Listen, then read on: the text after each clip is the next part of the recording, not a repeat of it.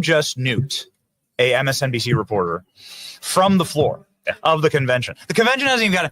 I mean, we've barely even gotten started. Yeah, no, you're already. I walked onto the floor. 20 million views on get out of here.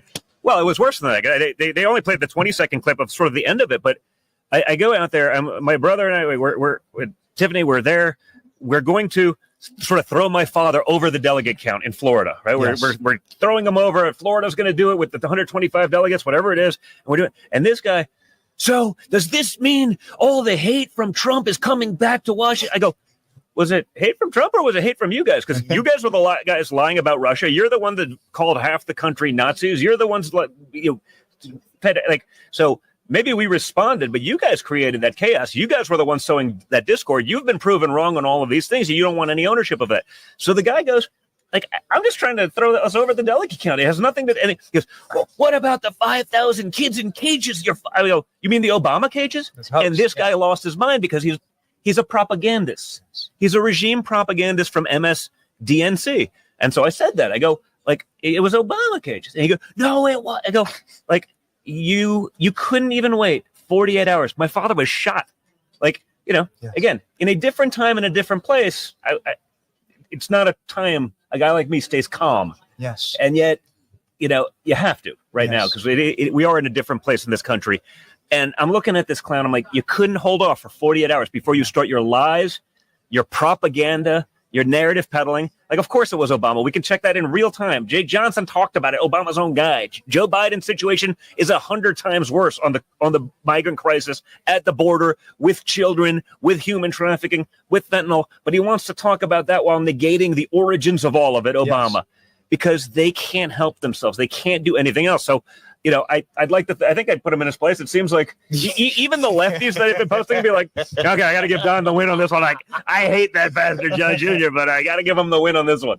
Such an honor to have somebody like Don Jr. on our program. We're so incredibly, we just feel incredibly blessed by you, by the audience. It's our job to actually bring you these moments and to expound upon them, and to bring depth to them. But there's no more depth that we can bring to Don Jr.'s interactions on the floor of the convention center. A legendary run here. Okay. We referenced it in that last clip, a legendary run. Here we go. Don Jr., the mother effer. Go.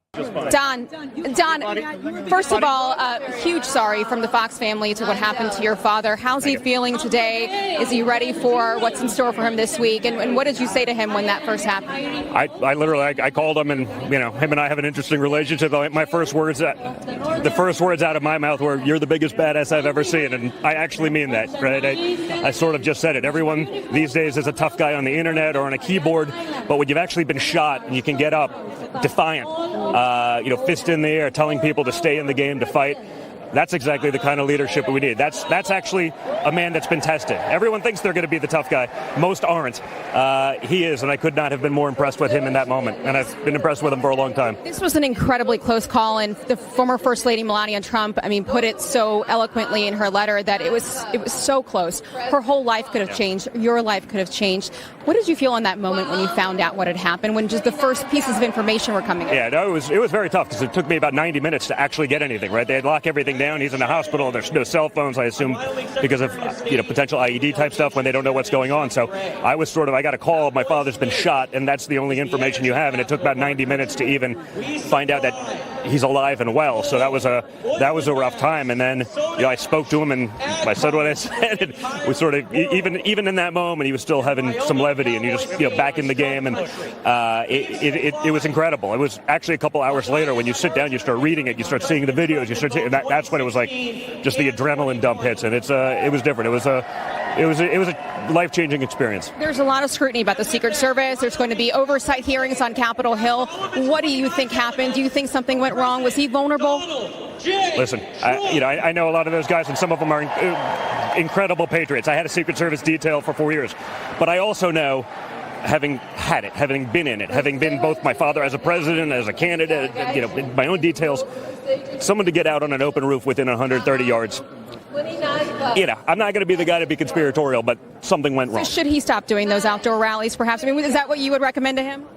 I don't think he'd want to stop doing them. You know, I think you see the response. Maybe, do you want to tell him? Stop? But I think, you know, we got to guard that perimeter a little bit better. I came from a competitive shooting background. I mean, a 130-yard shot, it's like a 2-foot putt. That's nothing. It doesn't get easier than that. So that was truly divine intervention as far as I'm concerned. Do you think it's hit him yet? Do you think it's sort of finally settled in for him? Oh, 100%. I think it settled in, and he's moving on. The resolve, the defiance that you saw in the seconds after that, he's just going to carry that energy on and fight for our country that way. He's moving on now with this VP pick, J.D. Vance, who obviously was a favorite of yours.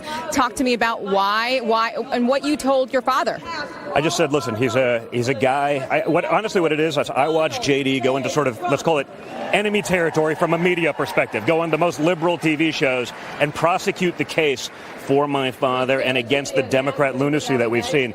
He does that better than almost any of our people can do on more conservative television.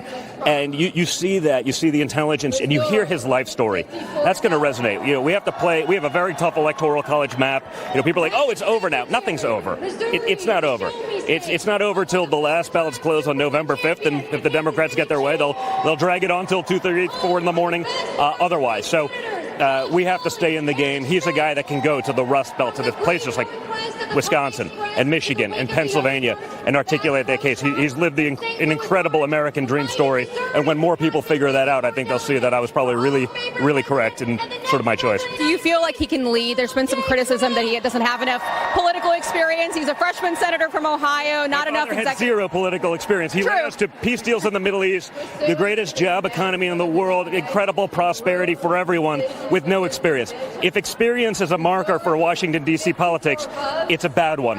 How many people do we see that chair committees that don't know what they're talking about only because they've been there longer? I can go through whether it's Maxine Waters or a bunch of the Democrats, they're in positions of power because they've had tenure, not because they actually know anything about what they're chairing. If experience in politics is anything, I don't think it's very important at all, frankly. Thank you very much, sir. Thank you.